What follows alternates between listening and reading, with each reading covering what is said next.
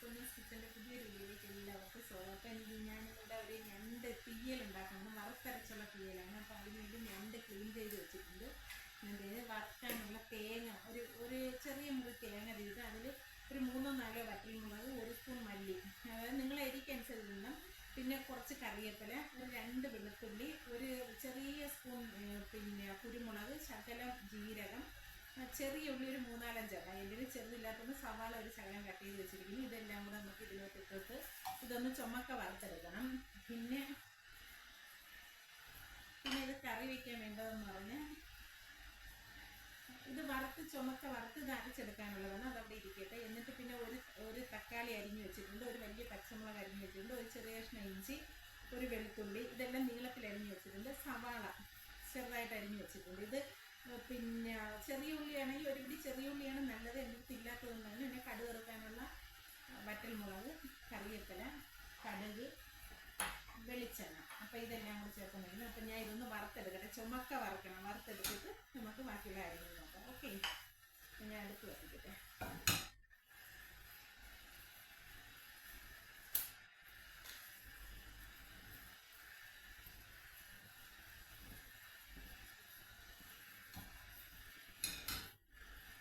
ചട്ടിയാണ് ചൂടായിട്ട് നമുക്കിതൊന്ന് വറുത്തെടുക്കാം. നന്നായിട്ട് ചുമക്ക വറുത്ത് മൂത്ത് വരുമ്പോൾ അത് തണുത്തിട്ട് നമുക്ക് അരയ്ക്കാം.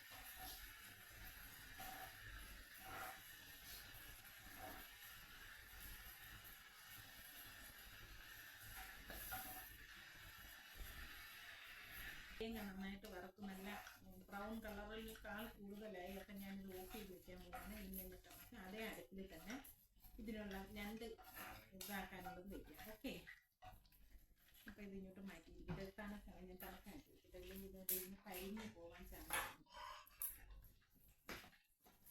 ഞാൻ മഞ്ഞൾ ഇട്ടിട്ടില്ലായിരുന്നു. ഇനി അടുത്തത്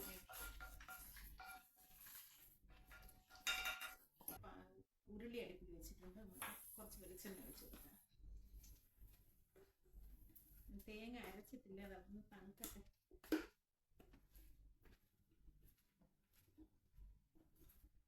രണ്ട് സ്പൂൺ വെളിച്ചെണ്ണ ഒഴിച്ച് കൊടുക്കാം.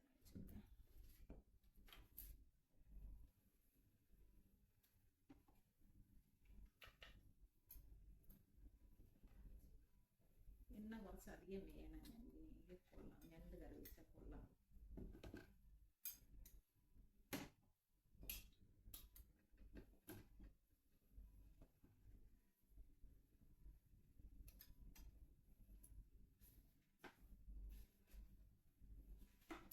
ചൂടാകട്ടെ. എണ്ണ ചൂടാകുമ്പോൾ കടുക് ഇട്ടു.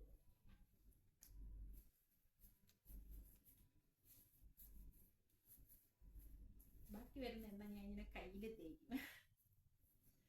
നിങ്ങളൊക്കെ അങ്ങനെ ചെയ്യാറുണ്ടോ? കടുക്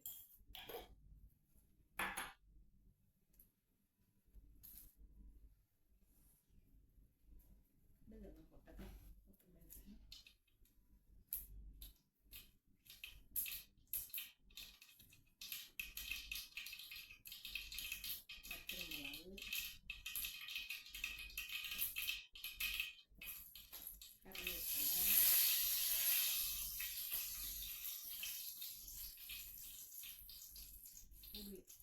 ചെറിയ ഉള്ളിയാണ് നല്ലത്. ഒരു പിടി ചെറിയ ഉള്ളിയാണ് ഇടുന്നതെങ്കിൽ നല്ലതായിരിക്കും. എൻ്റെ അടുത്ത് ഇല്ലാത്തതുകൊണ്ട് ഞാൻ സവാള ഇട്ട്.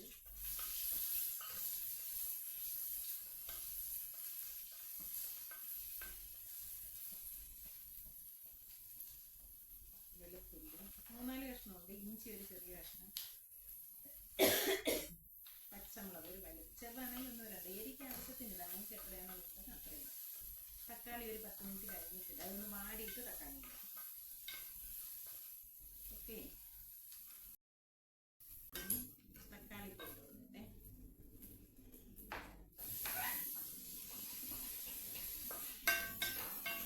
തക്കാളിക്ക് ഒന്ന് വാടിയിട്ട് നമുക്ക് അതിൻ്റെ തപ്പോട്ട് ഞണ്ട് കൈ വെച്ചിരുന്ന ഞണ്ട് ഇട്ട് കൊടുക്കണം. മനസ്സറിയായി മാമ ഈ ചീനൊക്കെ കൊച്ചു വന്നിട്ട്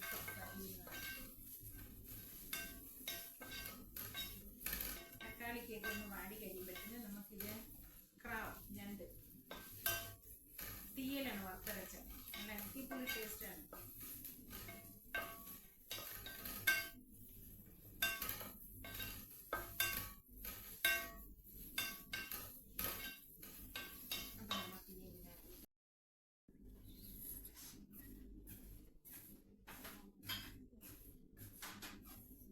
ഗേസ് ഞാനിത് അരച്ചുകൊണ്ടുണ്ട്. ഇതിങ്ങനെ വെളുവിലായി. ഇതിൽ ഞാൻ മഞ്ഞൾ ചേർക്കാത്തതുകൊണ്ടാണ് കേട്ടോ. മഞ്ഞൾ ഞാൻ ഇതിനകത്ത് ഇട്ടായിരുന്നു, അതുകൊണ്ടാണ് ഇത് ഇങ്ങനെ ഇരിക്കുന്നത്. അപ്പം നമുക്ക് ഈ അരപ്പ് ഇതിനകത്തോട്ട് ഇട്ട് കൊടുക്കാം. നല്ല ഞണ്ടൊക്കെ നല്ല അടിപൊളിയായിട്ട് വന്നിട്ടുണ്ട്. അടിപൊളി മണവും.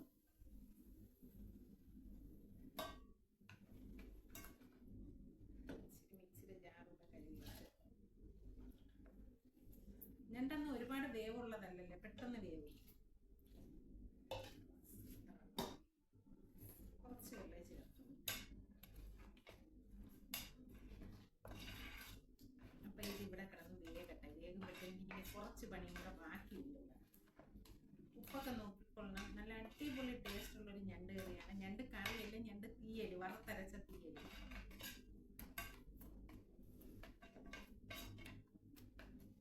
ഇവിടെ കിടന്ന് വേഗട്ടെ. സകലം തീ കൂട്ടി വെച്ച് കൊടുത്തിട്ടുണ്ട്. അപ്പം ഗെയ്സ് എൻ്റെ ഞണ്ട് വറുത്തരച്ചത്, ഞണ്ട് തീയലെല്ലാം വെള്ളം വെച്ച് പറ്റിപ്പോയി, എന്നാലും ഞണ്ട് വറുത്തരച്ചത് കറി റെഡി ആയിട്ടുണ്ട്. നല്ല അടിപൊളി ടേസ്റ്റുള്ള, നല്ല സൂപ്പർ ടേസ്റ്റുള്ള ഒരു റെസിപ്പിയാണ്. നിങ്ങൾ ആരെങ്കിലും ചെയ്തിട്ടില്ലെങ്കിൽ ഇങ്ങനെ ഒന്ന് ചെയ്ത് നോക്കി. നല്ല നല്ല സൂപ്പർ ടേസ്റ്റാണ്. അപ്പോഴെൻ്റെ വീഡിയോ ഇഷ്ടമായെങ്കിൽ ലൈക്ക് ചെയ്യണം, ഷെയർ ചെയ്യണം, സബ്സ്ക്രൈബ് ചെയ്യണം. അപ്പം ഞാനിവിടെ ചോറ് എടുത്ത് വെച്ചിട്ടുണ്ട്. ചോറും ഉണക്കച്ചക്ക വേവിച്ചതാണ്. അതിൻ്റെ കൂടെ ഒരു ശകലം ഞണ്ട് കറിയും വറുത്തരച്ചതാണ് കേട്ടോ.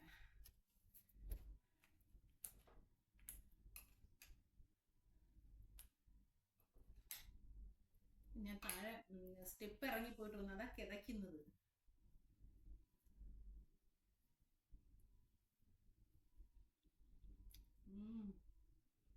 നല്ലൊരു ടേസ്റ്റ് ഉണ്ട്. നല്ല അടിപൊളി. ഇത് ഞാൻ വെറൈറ്റി ആയിട്ട് വെച്ചതാണ്. നല്ല അടിപൊളിയാണ്, നല്ല ടേസ്റ്റ് ഉണ്ട്. ഓക്കെ, എല്ലാവർക്കും ഓണമൊക്കെ തീർന്ന് ഇരിക്കുന്ന സമയമായിരിക്കും. അപ്പം അടുത്ത വീഡിയോ കാണുമ്പോൾ ബൈ.